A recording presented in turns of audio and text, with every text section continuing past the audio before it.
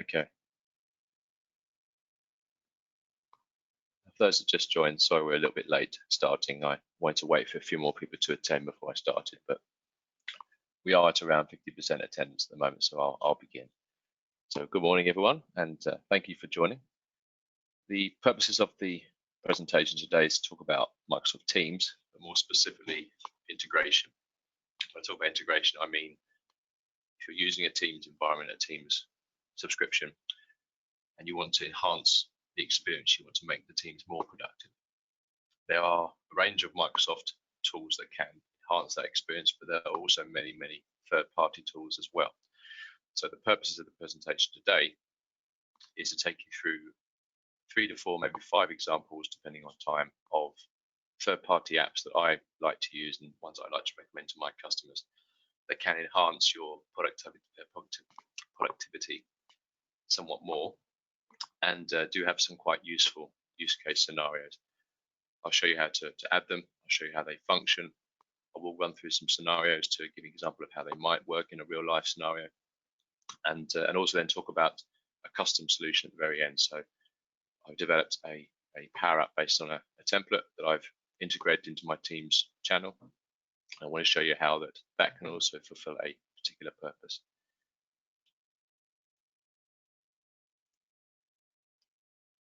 So the agenda today will be, I'll give a brief introduction to myself. I've already covered what I'm going to cover, but I'll give a brief introduction to myself for the purpose of the chat.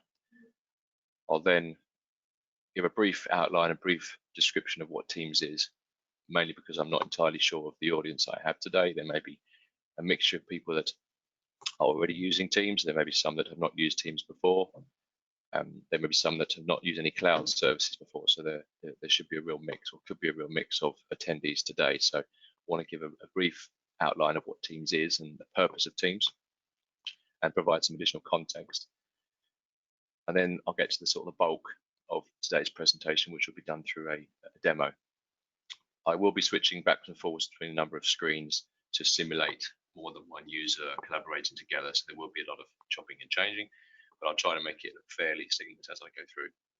And at the very end, I'll then also talk about how Ultima can help. So again, if you're in one of those camps where you are either already using Teams, you're considering moving to Teams, or you're considering moving to cloud at all in any capacity, Ultima could be the partner to help you to do that. So I'll explain at the very end how Ultima can help specifically around Teams, but also around the wider Microsoft community as well. And there'll be some contact details at the end. Please reach out to us if you have any questions. During the presentation, on your GoToWebinar interface, there should be a section to allow you to raise questions. The presentation today will last around 45 to 50 minutes of me actually talking and presenting what I'm going to present. If you want to ask any questions throughout, please post them into that chat. I may not see them as they're asked. I'll try to get to them at the very, very end. And at the very end, during that last 5 to 10 minutes, however much time we have, I'll also open up to additional questions at the end for any additional clarification or any additional general questions.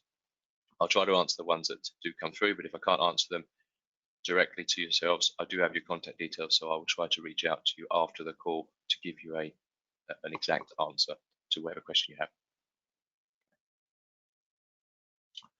So with the introduction of myself, my name's Lee Drinkwater. My role within Ultima is I'm a team lead for the intelligent automation area of Ultima.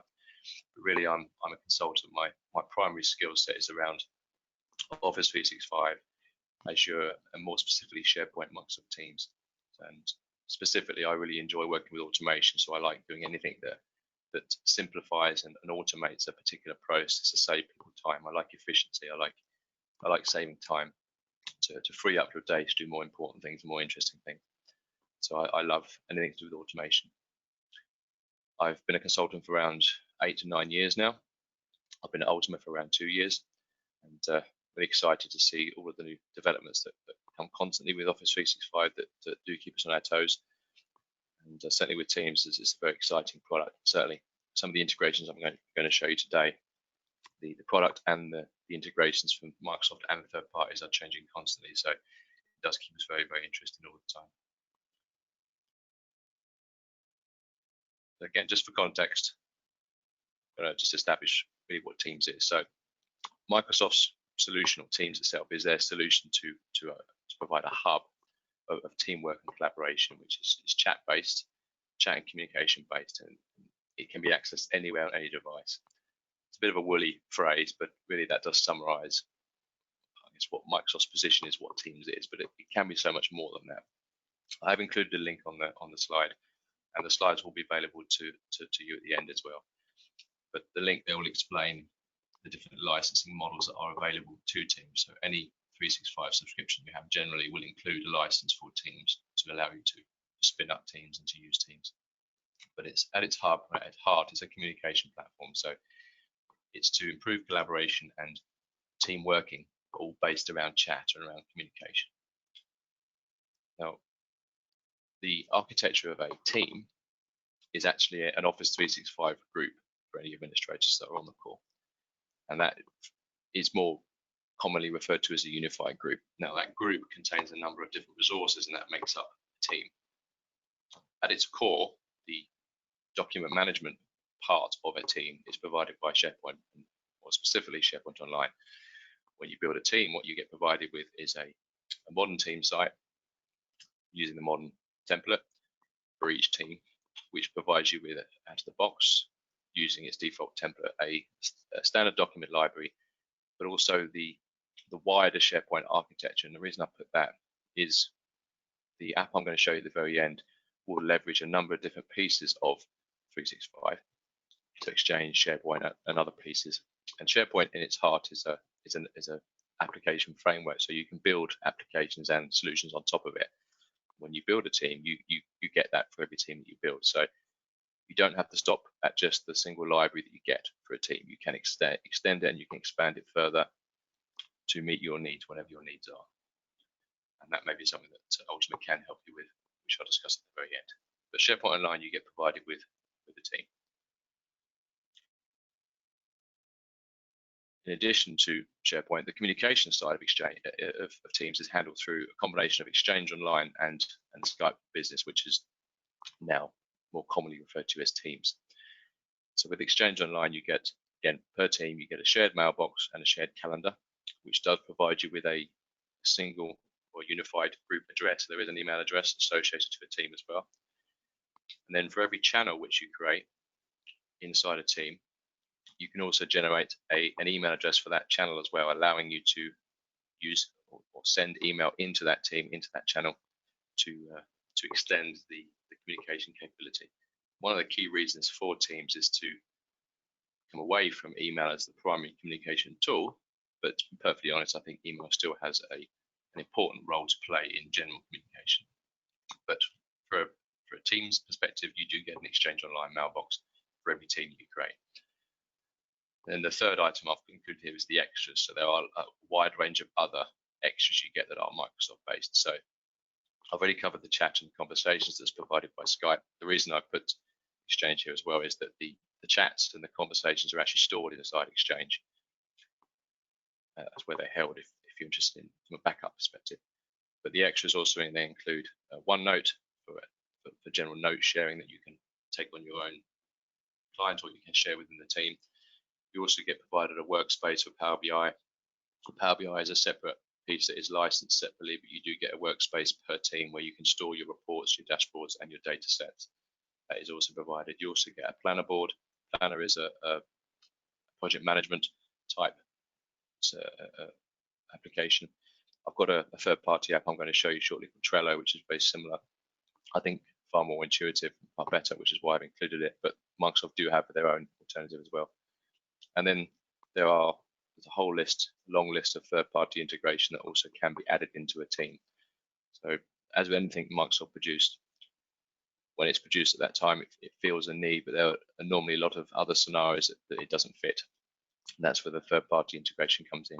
You want to extend it further to do additional things. It can't do it yet, therefore the third party fills that gap.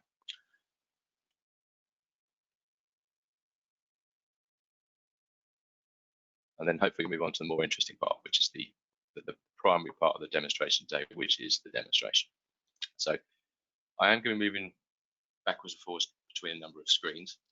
Hopefully it will be clear which user I'm using. I'll try to draw your attention to that as we go through, but hopefully this will make sense. So for the purposes of the demo, I'm using the web-based Teams client. And generally speaking, from a feature point of view, the client app and the web app do have very, very similar features. They generally have feature parity.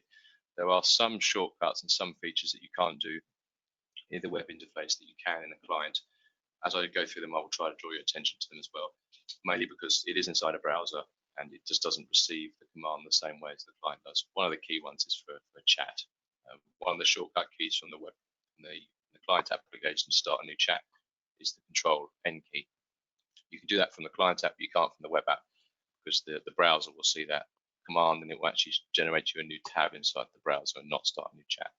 But generally speaking, you do achieve feature parity. So I'm using the web-based client for the demo today because I'm going to be switching between more than one user. And for anyone that's tried to do this before, it gets quite cumbersome if you have to keep switching identities when you're trying to demo something. So I've got two users in my environment. I've got Anne and I've got Robin, who's our administrator. So for this particular team, I want to establish some context before I proceed.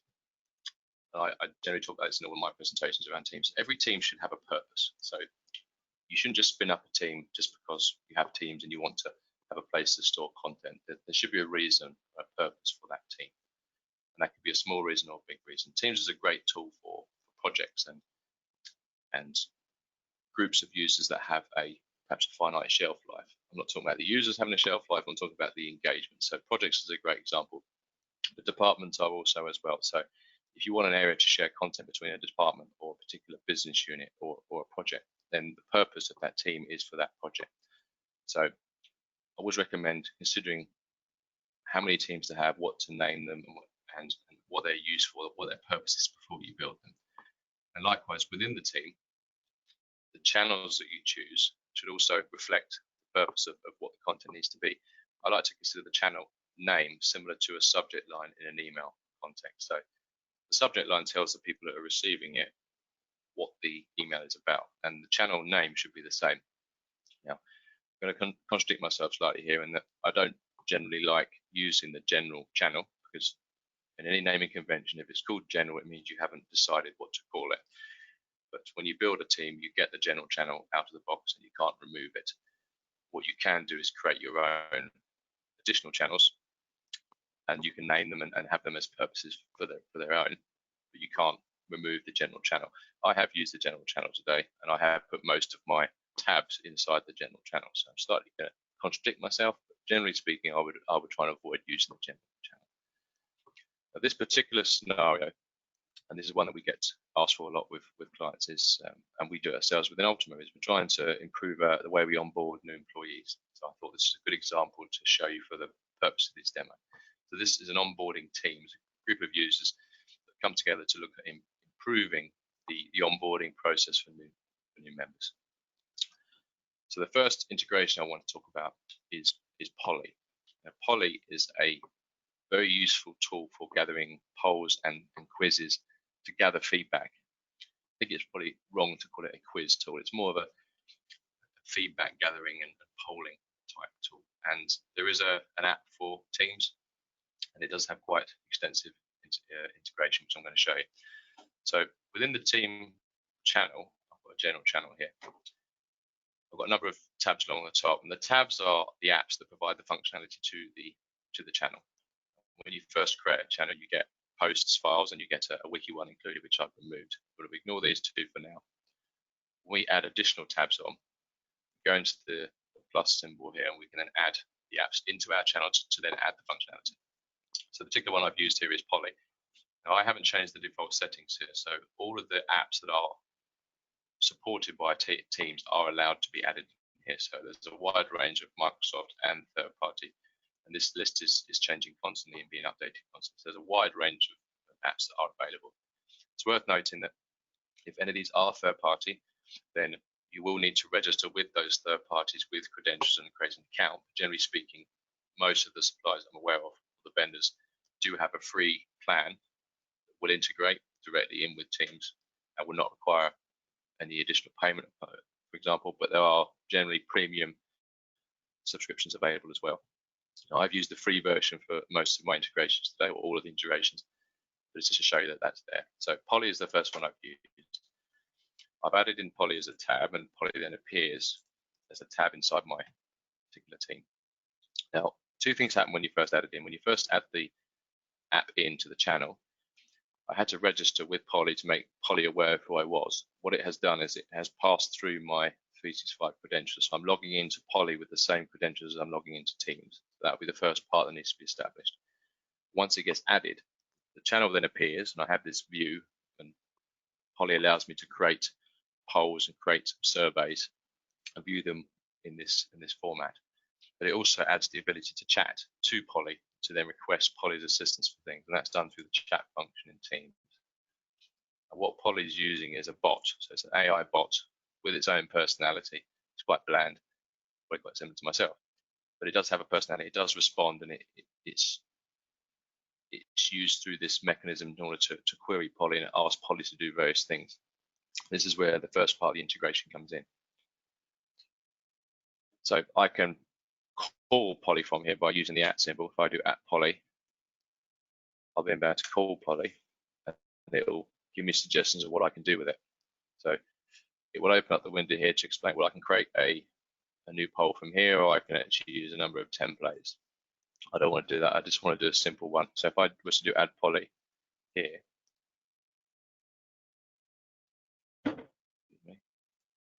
cursor the demo, I could put a simple poll into the team from here. So I could ask a simple question. Let's do this one. Do it again. What it's supposed to do is, if I add the Poly here, it will give me the option to then create the initial poll. So I've got a couple of examples here that I've created already before, and it will then create an interactive card. This can be called from elsewhere as well. So the integration is done through the @ symbol. So if I were to @ the Poly, it would interact with the bot.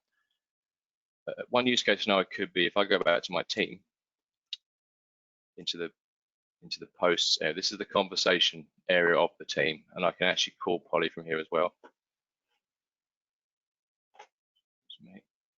And this might be a better way of demonstrating what it does. Excuse me. So if I @ Poly here, I can ask what it can do, and there are two options. So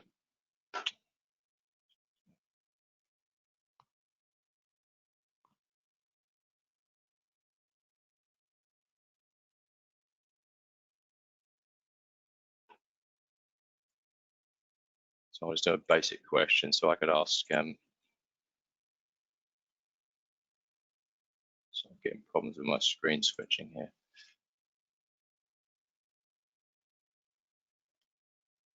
For example, so the first entry will be the question, then followed by the two options. So there's a very specific conventional syntax required for it.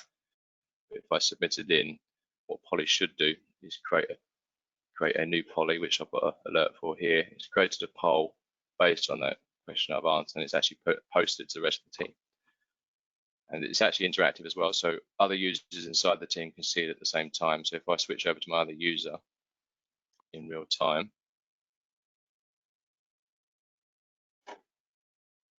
it's a different user here, they'll see the new alert has appeared. Scroll to the very bottom. I can choose to submit. The analytics picks up the answer straight away, and the other user, if I switch back, will see that response immediately.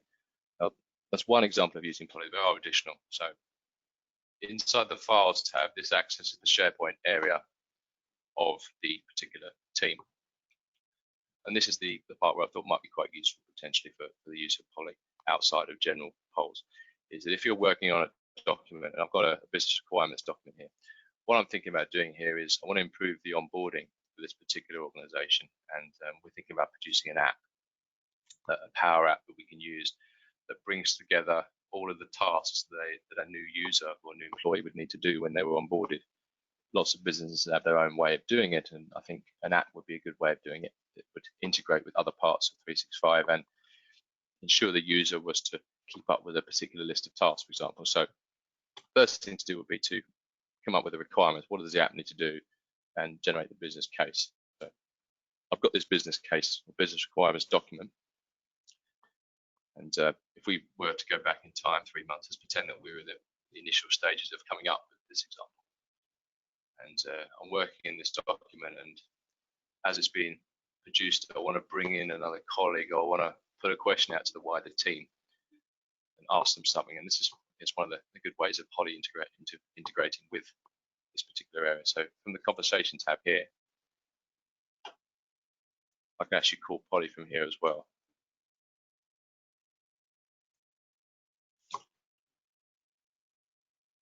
Again, there are two options. I can create a simple poll with a Boolean answer, 1 and 2, or 2 options for the question. But there is an advanced poll as well, which then will open an additional window if I want to create quite a complex question. But again, I'm going to do a fairly basic one. So maybe we could ask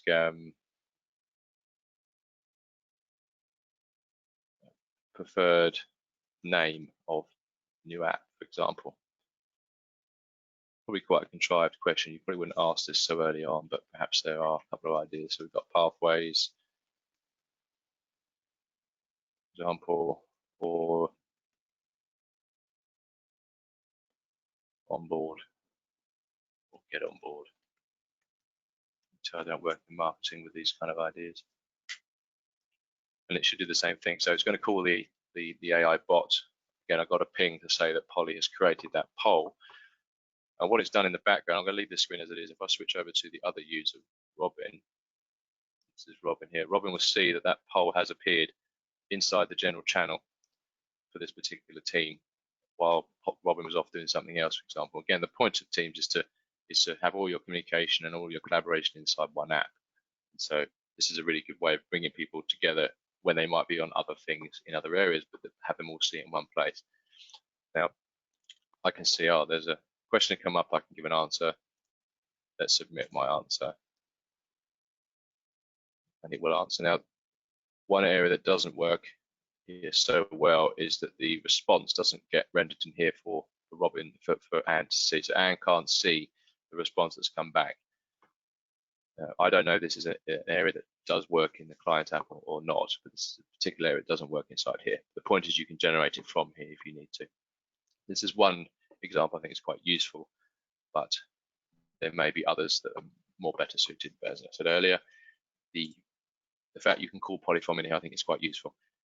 There is a Microsoft alternative as well. So if I go back to the team, we've got Microsoft Forms is a similar, I want to use the word loosely, similar tool. Forms does allow you to create polls and create quizzes that are quite useful. I think it's a lot simpler using Poly, particularly for the analytics side of things, and the fact it's quite instant. And that just shows that the basic integration with Poly, for example. The second example I've got is with Trello. So most of us in any capacity want to manage tasks, and there may be many project managers on the call. We have many at Ultima, for example, and we use a number of tools. But Trello is a very useful tool at managing tasks and managing boards. And Trello also has an integration with Teams as well. And it works in a similar way to Poly. It is an app that is added as a tab, and it does require external registration with Trello as well. Again, you can use the same email address, same password as 365 to pass through. So again, I'm logged in as Anne. I've added it as a tab here for this project board that relates to our new app. It's actually hosted inside Trello. So again, without forcing the user to go elsewhere, not asking them to use a browser or another screen or to use another application, I'm keeping them inside Teams, inside the channel, specific to a board that is specific to this particular project. So again, purpose of this team, the channel, and this app is they're all related to the same context. But I'm utilizing a third party to achieve this. There is a Microsoft equivalent, which is Planner. Again, very useful tool, but I find that Trello's is far more feature rich. I think, again, they offer a a free and a premium plan. This is just using the free plan, and I think it's perfectly well suited to what I'm trying to achieve. So I've got tasks that are in these boards that can be assigned to members of the team, and I can create them easily through here, through the interface, which is effectively a web browser. This tab is acting as similar to a web browser in fact that it's rendering the app to me, but I can do the same thing through a general browser as well. But again, I'm keeping the user inside Teams here. Similar to Poly is that when you add the app to your tab, to your channel, you also then get a chat appear with Trello as well. So this is done again through a bot. And I'd like to say that the Trello bot is a little bit more user-friendly than the Poly one, but it doesn't work within particular app documents like my Poly one did. But it's a little bit more intuitive when you question the bot. Again, I'm going to go back to some of my examples earlier in my chat. So I can ask Trello to create a new board. I can ask it to create a new item inside a board. I can ask it to assign something to someone. I can archive something. I can move it. I can set a due date, and that's all done through the commands. So if we decided to add a new task, so we again have to call the board or call the bot. Sorry.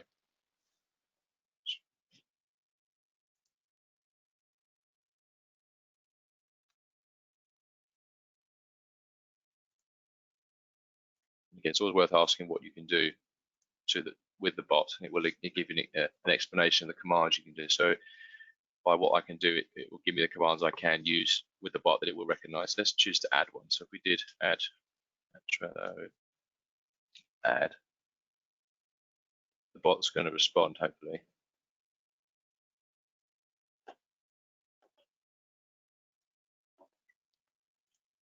Very friendly today.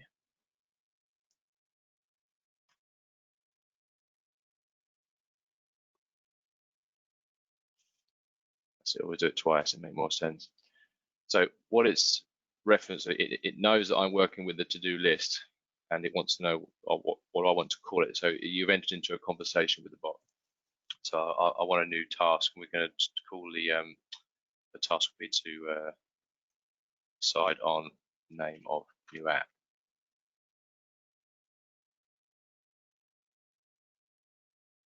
And it's added it to the onboarding app, which we've already assigned to this bot and assigned to this channel. But I can do additional things by clicking on these buttons inside this card. So I can choose to assign it to me instead of assigning it to others. Just now assign it to me. And I can set a due date as well. I can choose due date. I want it to be tomorrow.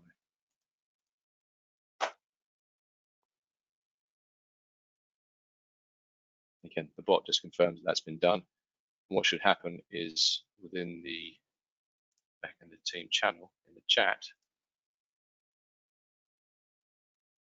you can see the new Trello has been keeping the communication up with the rest of the team to indicate that a new task has been created. It's been added by Anne. It's been set to Anne on the Whiteboard and who it's been set to. And so they can view it themselves from here if they want to. They can also go directly to the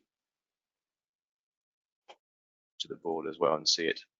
This part is not always as quick at refreshing the item, but it should be visible here. Yeah, it is there already. So I can see that the item has appeared on the board there.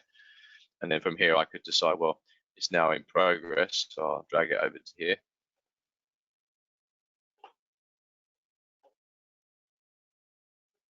And it updates it immediately.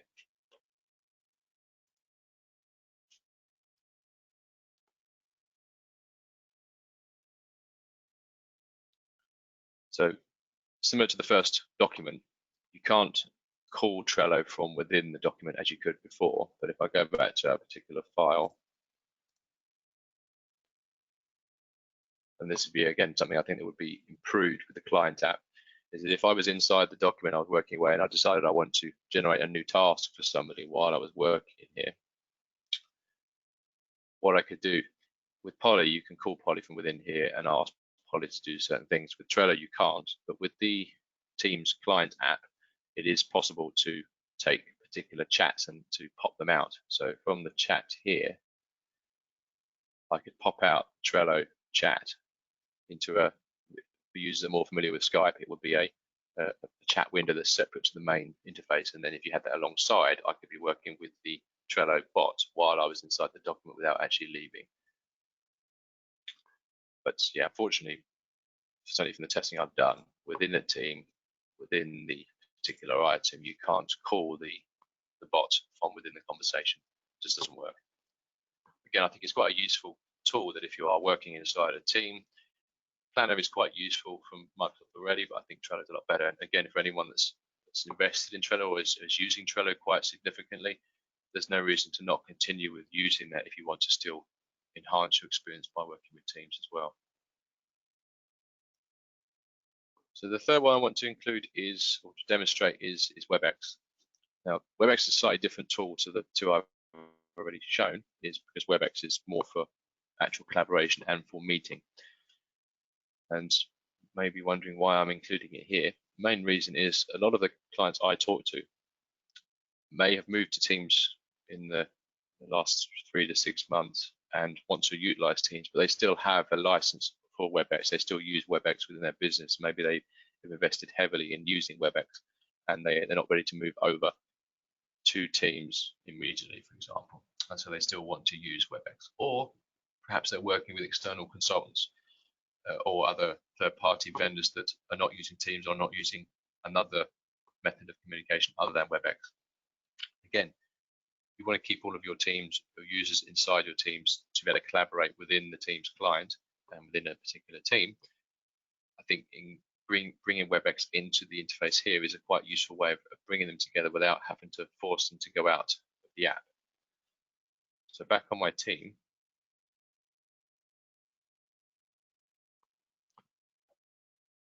again, WebEx is added as a tab. My Cisco WebEx here. Now, as with Poly and with Trello, it does require registration with WebEx, and WebEx themselves do have a free plan, which I have signed up for the purposes of this demo, and it is at the per user basis as well. So each user you have would need to have an account with WebEx, at least for WebEx to be able to understand who they were, to recognize who they were. And again, you can use your 365 credentials with WebEx. They will accept that as the login and password, but they just need to be aware of who you are when you register. Now, in our particular purposes here, I have actually set up an account for Anne and for Robin with WebEx, so they have their own meeting login for WebEx. And then from WebEx, you could then schedule additional meetings. Now, in this particular example, it might be better to say that perhaps we're using Teams and we're not using WebEx ourselves, but maybe some of our external partners are. And this is the part I couldn't get to work, sadly, but through the chat, so I'm losing my point here. Same with Trello and same with Poly, we are given a bot that does respond to commands and will work with you to allow you to configure and set up various elements. For some reason, I couldn't get this to work yesterday to give me a meeting link back, which it's supposed to do. But from within the team, inside the channel,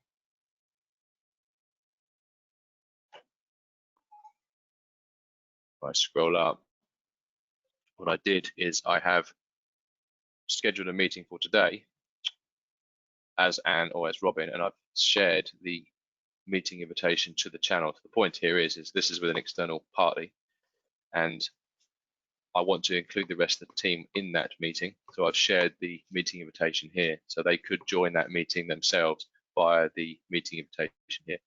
The point here is that while the third party is not using Teams, they're using WebEx, we can still connect and still communicate with them all from within the Teams client.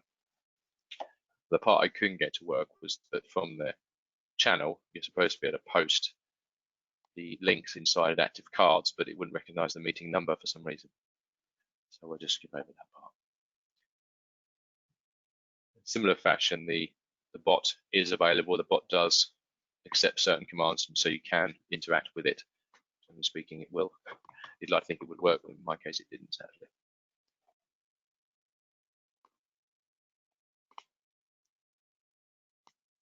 The fourth interface or integration I wanted to include was Freehand.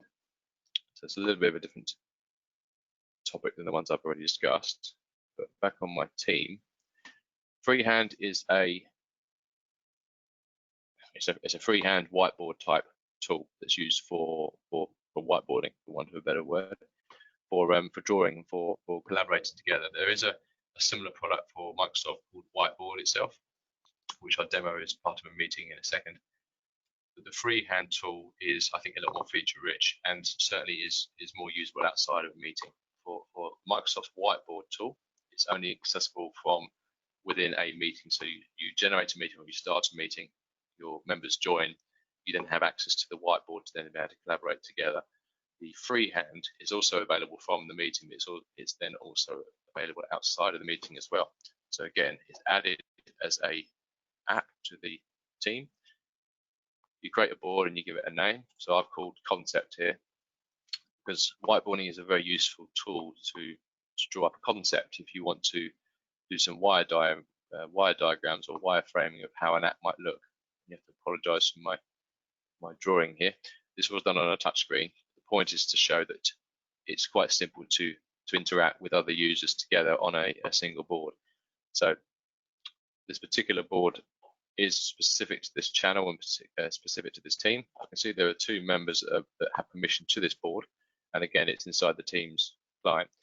And this might not work so well with the GoToMeeting sharing client, but if I open the other connection as my other user, I'm just going to move that screen over here. If I come onto that same board, you should see if I start moving my mouse. Yeah, here we go. So the screen you're seeing, the one I'm sharing with you, is Anne, and Anne can see that Robin's pointer is on the same board, but it gives an indicator to say where Robin is. So I can draw here, I can use the pointer, I can choose the color, and I can draw on it in real time and collaborate together. So it does feel like a bit of a sort of toys for boys type thing, but it is quite a useful product. Where this is really useful is using the sort of the very large touchpads on the Surface Pro device that Microsoft have. Very, very slick, very, very useful. But I do find this is quite useful for drawing out scenarios, particularly technical ones. Although arguably it's easier with a stylus or actually just using the mouse than trying to use your own fingers. But the point is that it's quite useful to whiteboard particular items, and these are saved in real time as well. They can be shared outside of the team. They can be wrapped up into PDF, and they can be used inside a particular meeting. So this board is specific to this team. But if I was to start a meeting, so from the channel interface at the top here, if I choose to meet now, I'm going to turn the camera off.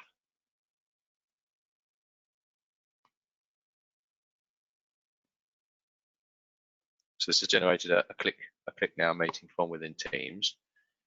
If I look at the sharing options, I can start a whiteboard, or I can use freehand as well, and this will start a whiteboard specific to that meeting. So if I go into whiteboard, it's just going to generate a whiteboard for this meeting. While that's loading, I'm going to join. As well, I'll show you here. If I bring this across here, so as Robin will see that a meeting has started on the general channel. If I go to the general channel, I can see the meeting here, the entry for it here, and I can see that another user's in there, and hover over the name, it tells me who they are, and I can join myself. So I'm just going to move this over here before I actually join it.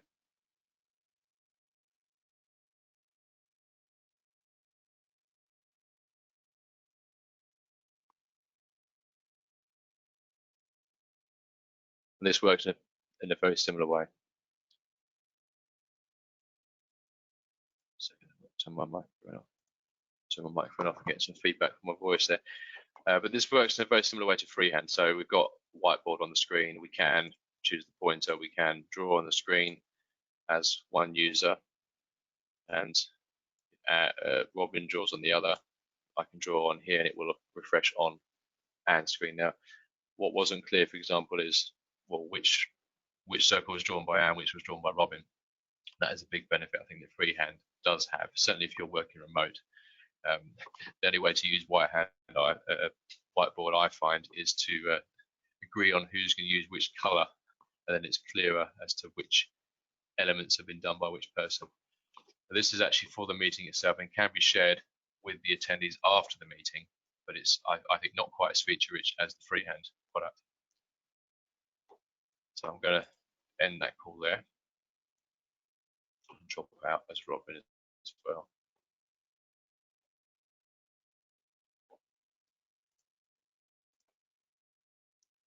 So the use case, I think, for Freehand would be just for whiteboarding and for storyboarding, potentially wireframing as well, quite useful. And yeah, certainly we use it a lot for a lot of our technical discussions. It's always quite useful to visualize something if you're trying to solve a problem. And certainly I find it as a useful way to solve or find a solution to something. So the final part I wanted to talk about was there are a number of third-party apps that you can use with Teams. There are also many Microsoft ones as well. And going back to my earlier point about the purpose of a particular team or a channel, we look at the tabs. Microsoft themselves have a large number of their own apps that you can add to a particular channel. So we've got PowerBI, PowerPoint, SharePoint, we've got Visio, Stream, Planner, PDF, for example. That's not Microsoft, but the point is these are specific to those particular apps. And the purpose of using these is that, or the benefit, I think, is that if you were to use one of these particular items, such as Word, you could surface a particular item to the channel. So this onboarding app document, I think, might be quite useful. So if we were to call this business requirements doc, just to avoid our team members needing to go and find this item every time they wanted to work with it, we're promoting it as a tab inside the Teams channel as a way to sort of shepherd them into that area to work on that particular item. And that goes for many other areas as well. So any particular document you have that may be in a particular format, you can surface it through a team tab via its respective app. Anyone that wants to use SharePoint specifically, although SharePoint does have an app of its own, I find it's quite limiting in what it can actually do. The better one is the website app. It's slightly better with the way it renders the SharePoint interface for if you want to work with SharePoint within a particular channel. But the final point I wanted to make was this app we were considering to build.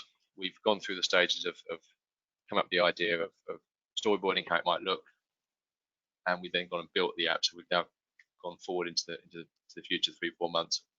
We built the app in PowerApps, and I decided to call it Get On Board. And I actually haven't built this. It's been taken from an app that's come from the community, which I'll share with you at the end.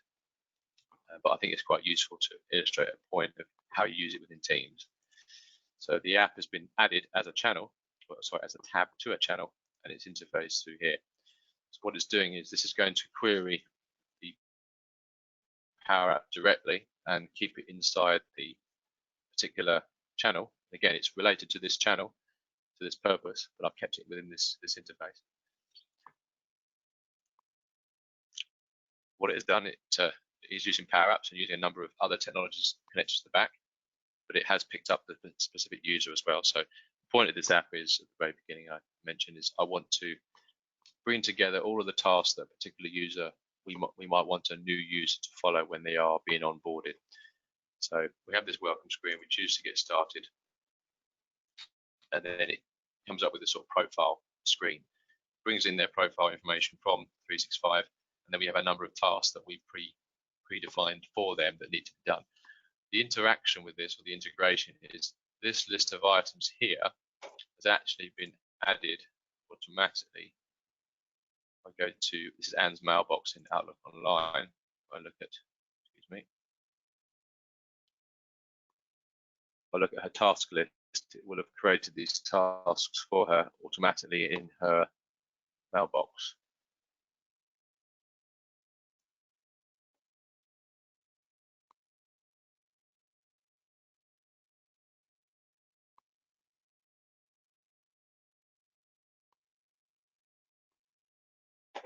So we've got these 3 tasks lists that have been created. So these items will correspond to the same ones inside the app. So if we were to decide that we had done one of them, for example, get a loud ping in my ear. Hope you didn't hear that. And it should, within a few minutes, actually clear out that item has been completed, and then the progress bar should move up. The point is, this is an overview app that allows them to see tasks that we want them to complete when they onboard, but it does interface with other parts, so they don't have to come back to here every time to do these particular items, but it's a way of prompting them to do other things, and it does interact with additional parts of 365. So the purpose of this part was to show you that if you decide to build apps in your own environment to do specific things, so perhaps you've got an app that's used for just catching up with your users to make sure they're okay. For example, everyone's been isolated for so long, so it may be a useful way to reach out and touch base with them to make sure they're okay with a survey or something like that. You could embed that inside an app and put that inside a tab inside a particular channel. You wouldn't need to send that to them another way or take them to another area. Specifically, you can interact that, bring that into Teams and have them interact with it from here. This particular app as well does have some automation off the back as well. So if certain items are done, it will generate emails and send them off to people as well. There is no approval part to this particular app, but that can certainly be included if it was needed as well. There are a number of tabs that do bring in information from different parts of 365 to join up the integration together. The point is, again, it's keeping us inside the interface. It's not sending us elsewhere. It's keeping us here. I think is enhancing the collaboration experience by keeping the user within the interface here and not requiring them to go elsewhere. So that concludes all of the integrations I wanted to show, just as a flavor of some of the examples of what you can achieve with integration with Teams. And so that brings me on to my final point really about how Ultima can help. So we can help in two sort of very broad areas. Licensing in general. We are a certified Microsoft CSP, and we have specialists on hand all the time to answer any licensing queries you have.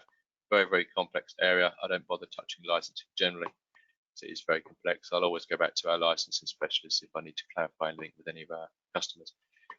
But yeah, licensing can be a very difficult area to discuss. We have specialists on hand that can help with that. And then we have our professional services team as well, to which I'm a member of. So we have subject matter expertise in a wide range of 365 skills in Azure, and more specifically myself with the Power Platform and SharePoint Online, for example, with Teams. So we can help you if you're considering moving to Teams or moving to the cloud for the first time. We can help you with your onboarding and help you with the adoption services and getting into the cloud. We can, if you're already in the cloud and you want to have greater control over the content sprawl that you may have seen with the wide range of teams appearing all over your tenant, with the difficulty controlling that, we can help with that as well. If you're considering going to cloud for the first time and there's a migration piece involved, we can certainly help with that as well. We can help to plan that migration, to help you to move to that new environment and to make sure that it's adopted and conducted in the right way. The contact details are at the bottom of the screen there. Please reach out if you do have any questions or would like any assistance with anything specific. And that concludes the presentation. So I'll open up the floor to any questions. You should have a question screen as part of the interface. If you have any questions, please post them.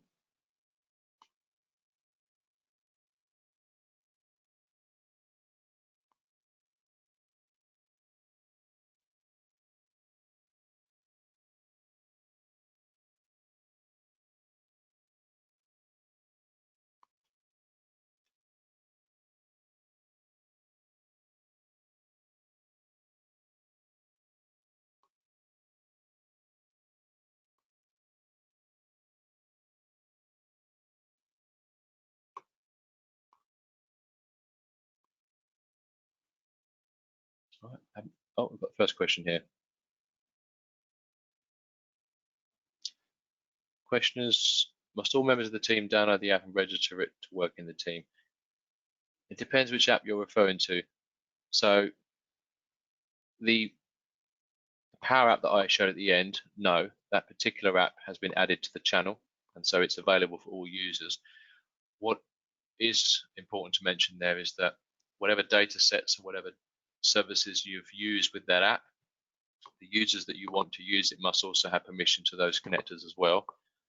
So for that particular example I showed you there, it's using Outlook for communication, it's using them for the mailbox and for the task list, and it's also using Delve for the profile and SharePoint for the storage. So the users automatically have access to all of those things anyway, but there will be a connector prompt that would come up when they first logged in, and all they would do is just to accept the prompt and to proceed. For the other apps, so for Poly and Trello and WebEx, for example, when I add those channels to, also those apps to the channel, the apps will be available to those users, but again, when they first connect, they would need to register with those services to be able to use those services if they are outside of Microsoft. But they don't need to download the app to their own machine or their own client in order to use them. When they first registered with Poly and connected to it, the chat, the bot would then be available to them to use only after they did that initially. Okay, you're welcome. Are there any additional questions, please?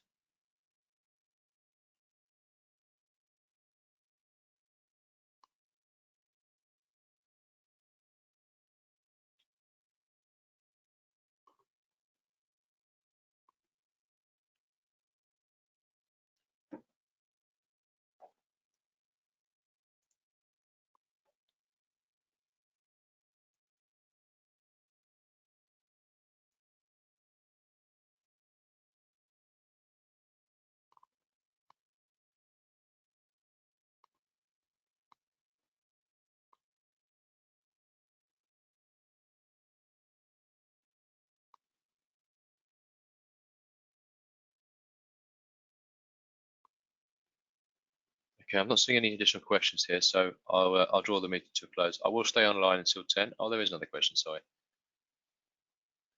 Are there any limitations of what you can do on apps depending on the device? Very wide-reaching question there. Thank you. Generally, Microsoft's opinion with Teams is that it should work on a device from anywhere. So for their integrations, I believe that the limitation should be quite minimal, if any. The third parties is a good question. I'm not entirely sure. You'd like to think that Microsoft would have only included third-party applications or integrations that were compliant with all devices as well, but it's possible there may be limitations. For example, you saw earlier in the presentation for Poly, for example, I can call Poly from within a document conversation, which is also added to the channel, but Trello I can't. And also with Poly, if I ask it to create a poll, the response coming back from the bot doesn't appear, but it may appear on the client app. I wasn't able to confirm that. So it's possible that might be an area that there is a limitation. So, but it's a good question. I'm not entirely certain. I'll take that one offline. That's okay with you, and I'll try and give you a full response of any specifics that may have limitations.